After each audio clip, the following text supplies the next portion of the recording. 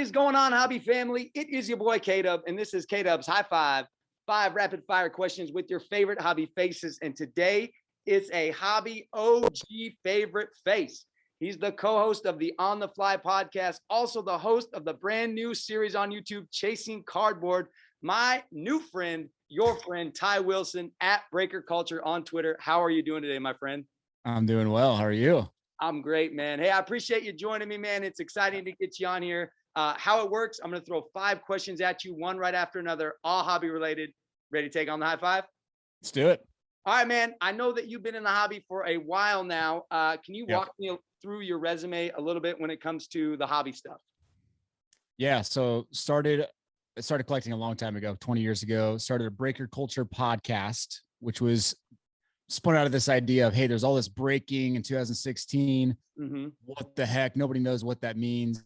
So I started interviewing group breakers on the podcast, which then evolved into interviewing other folks in the industry, which was great, right? There's 225 episodes of that back from 2016 to 19 of all this stuff in the hobby, which was, when I look at it now, I'm like, this is a little before its time, because now there's this podcast and great shows everywhere. Absolutely. That evolved into a Breaker Culture website, which was all about just reviews, like a Yelp for group breaking. Okay. And then I started Bench Clear Media with a couple other guys, and we started doing podcasts and YouTube and all that stuff. And then here we are, evolving into Chasing Cardboard. So all kinds of good stuff in there. Fantastic, man. I love it. I love it. Well, you kind of mentioned you've been collecting for 20 plus years. Yeah. You know, who would you say have been some of your biggest influences when it comes to your collecting? Yeah, I wouldn't say I have many hobby influences. A good buddy of mine, his name's Josh, out of Kansas City. He's best friend growing up. We collected through high school, middle school together. And so we both kind of challenged each other to be collectors. I think that was probably my inspiration coming into the hobby. Yeah. And then I'm just one of those guys where once I get hooked into something, I have a hard time letting go. I think a lot of people in the hobby have that same problem. For sure. it grabs them, right? And it just grabbed me and it just kind of spiraled out of control from there. But there's a lot of influences on the podcasting side and media side that are outside the hobby that I think could continue to drive me to do something different.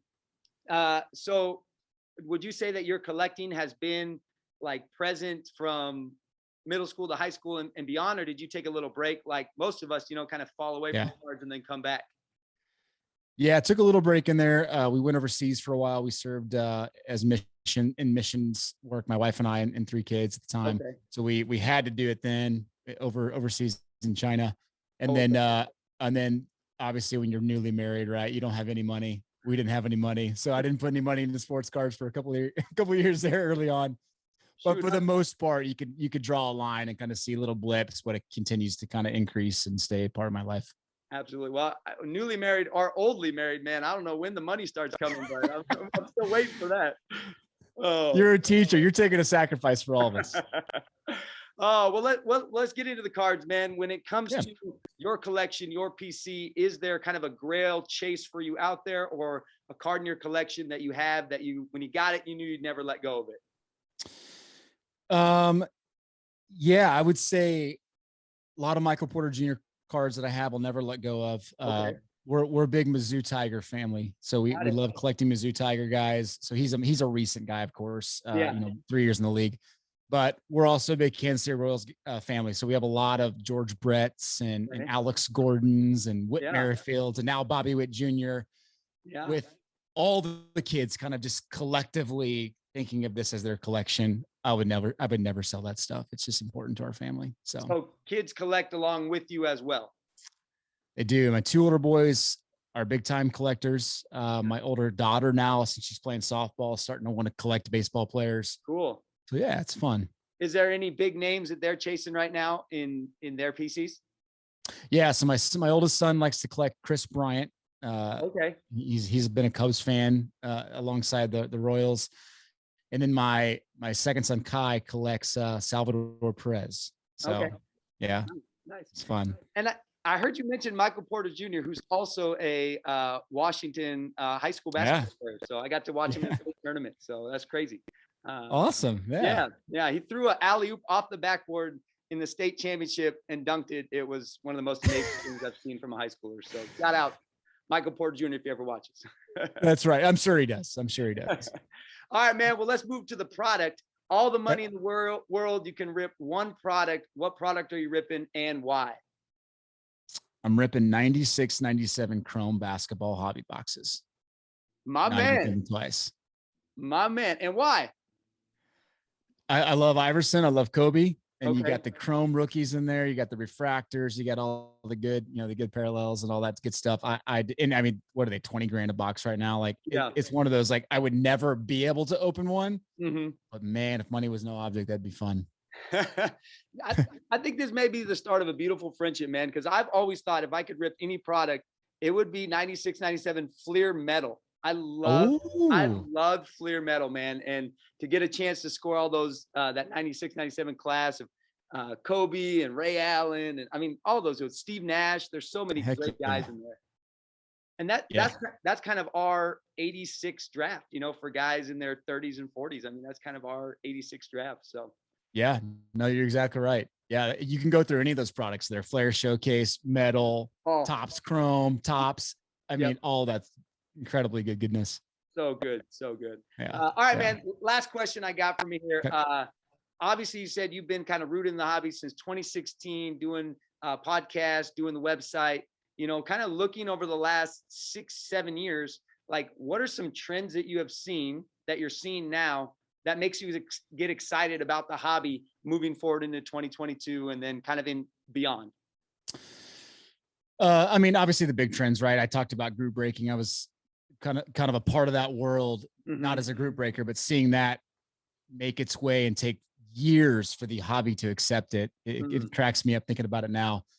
One thing will never change, right? The old G's in the hobby will always be stubborn. We'll always have a hard time accepting change. There's no doubt about that. Absolutely. I mean, you had the investors, you have all that stuff. I would say the trend that gets me most excited is that you go to card shows nowadays, and for better or worse, like you see a lot of kids right now all in on the hobby. They're dialed in. Unfortunately, a lot of times for like flipping and making money, but there's just a lot of kids in it because they want to collect. And I'm starting to see more kids talk about piecing players and chasing guys that they watch in, baseball. Like I didn't feel like I saw that 10 years ago. And you're starting to see it a lot more now. That gets me most excited because we absolutely need that generation to love collecting, or it's going to die. It's just going to die out. Yeah. And I mean, how many of us in the early 90s were collecting cards because we love sports, but also because we're like, I'm going to retire on this thing, when we were in that mindset. And now, majority of us are just collecting cards to collect cards. So I think there's anytime you get into something, there's obviously that like kind of money mindset a little bit, but it eventually evolves. So I love it. Yeah. I love hearing that kids part of the hobby. Your kid's part of the hobby. My son he's getting into Pokemon now, and that's out of my expertise, but got a lot of good people on Twitter that are helping me out. So, hey, let me ask you one more question, man. Yeah. Because I've loved it. 3 episodes in, chasing cardboard. I feel like it's a mix of Pawn Stars meets American Pickers meets sports cards. How did you come up with this concept, man? And like, how did it start, and how did it get to the point where now you're making episodes for YouTube? Yeah. So the brains behind all that is Matt Coleman, who's the camera producer, mastermind. He's just got a gift to do what he does. He had this idea years ago, and really over the last 10, 11 months, it's been festering in our minds, and we've been thinking through how this would work.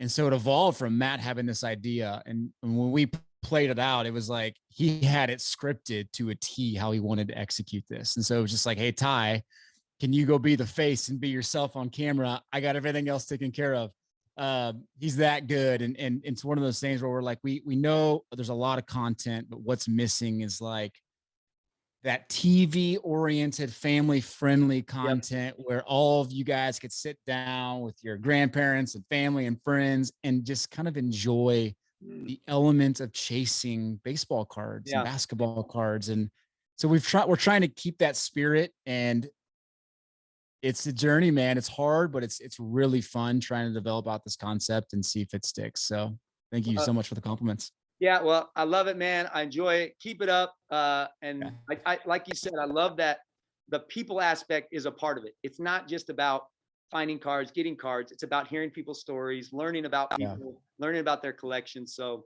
2 thumbs up from K-Dub, man. I love it, dude. I love it. So thank you. Thank you so much. All right, man. That's all I got. We got a high five at the end of high five. Throw it up. Throw it up. You could check out my man at Chasing Cardboard. Also check it out on YouTube. Also follow him on Twitter at Breaker Culture. You can also follow me if you're bored at Mr. K-Dub. Always remember, be the good in the world. Ty, I appreciate you joining me, man. It was a pleasure chatting with you. See y'all next time on the next high five. This is a demo sound of freeintromusic.com.